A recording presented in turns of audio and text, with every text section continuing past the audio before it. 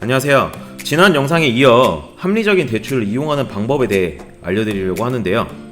당연히 제일 좋은 방법은 금리가 가장 저렴한 상품을 쓰자입니다.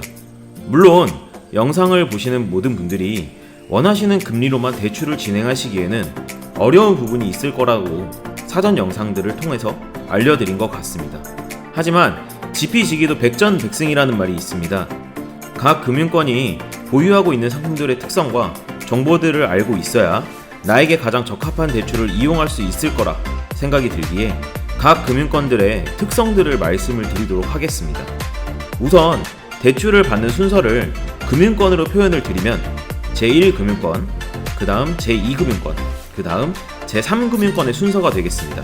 현 시점 기준으로 법적 최고 금리는 연 24%이며 신용대출 기준으로 제1금융권은 금리가 약 1%에서 17.9%까지, 제2금융권의 경우는 약 2%에서 24%까지, 제3금융권은 금리가 연 24%입니다.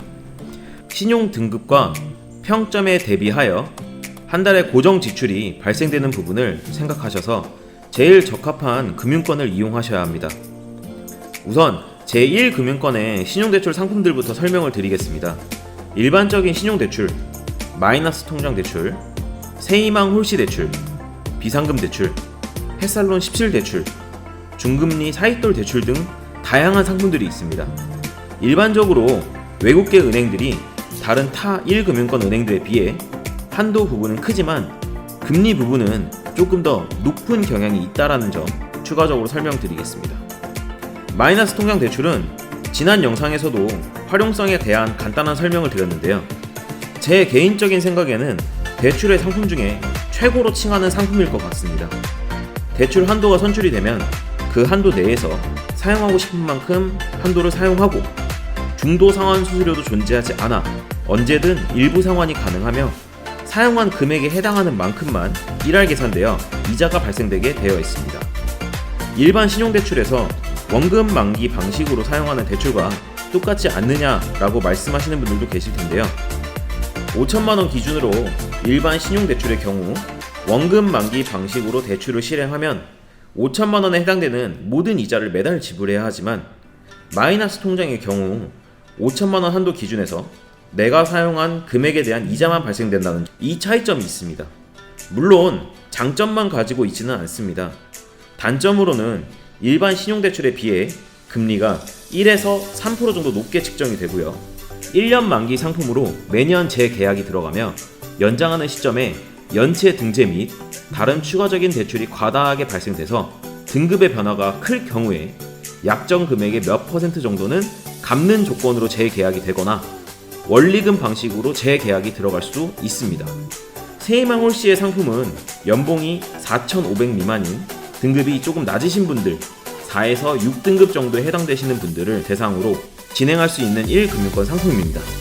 이 상품은 제2금융권 상품을 알아보셔야 할 신용등급과 평점에 분포하신 분들이지만 제1금융권 상품을 이용할 수 있게끔 정부에서 만든 정보지원 상품으로 금리는 7에서 11% 정도로 설정이 되어 있습니다.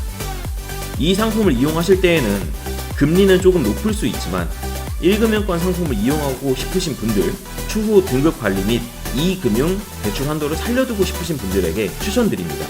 요즘 저신용자분들이 많이 사용하고 있으신 상품 중에 햇살론 17이라는 상품이 있는데요.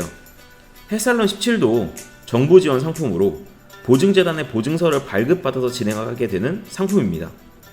금리는 17.9%이며 이 상품의 경우 2금융권 햇살론처럼 대출을 받았을 시에 평점 하락이 클 수 있는 상품으로 모든 금융권의 상품 이용 후 제일 마지막에 받아야 할 상품입니다. 간단한 1금융권 상품들을 말씀드렸는데요. 1금융권에는 이 밖에도 전문직 대출, 공무원 대출 등 다양한 상품들을 보유하고 있습니다. 이 대출 상품들은 특정 집단에만 해당되는 부분이라 통상적인 상품들에 대해서만 몇 가지 추려서 설명드렸습니다. 대출 계획을 세우실 때에는 대출의 한도를 얼마를 받을 것이며 추후에 내가 추가 대출을 이용할 가능성이 있을지에 대해서도 고민을 하시면서 대출을 진행하시는 게 좋습니다. 처음 사용할 때의 금리와 한도가 추후에는 변동이 될 수 있는 여력이 있기 때문입니다. 1금융권의 상품 내에서도 이처럼 다양한 특성들을 보유하고 있으며 먼저 사용하면 안 될 상품들도 있다는 것을 알 수 있었습니다. 무턱대고 1금융 상품이니까 좋구나 라고 생각하실 수도 있을지는 모르겠지만 세이망호시의 상품과 햇살론 17의 상품처럼 오히려 금리가 이 금융권보다 높은 상품도 존재한다는 사실을 알고 계셔야 할 것 같습니다. 대출 상품들의 범위는 너무나 다양성이 존재하기 때문에 각 금융권마다 판단하는 기준이 조금씩 다르기 때문에 영상을 보시는 여러분의 모든 상황에 맞춰 설명드리기 어렵다는 점은 있습니다. 이제 막 대출을 알아보시고 대출을 처음 받으시는 분들에게 도움이 되는 영상이 되셨으면 합니다.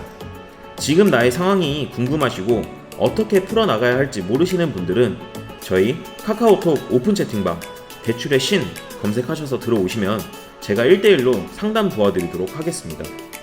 구독과 좋아요, 알림 설정까지 해주시면 매번 업데이트되는 영상 보실 수 있으시니 많이 눌러주시고요.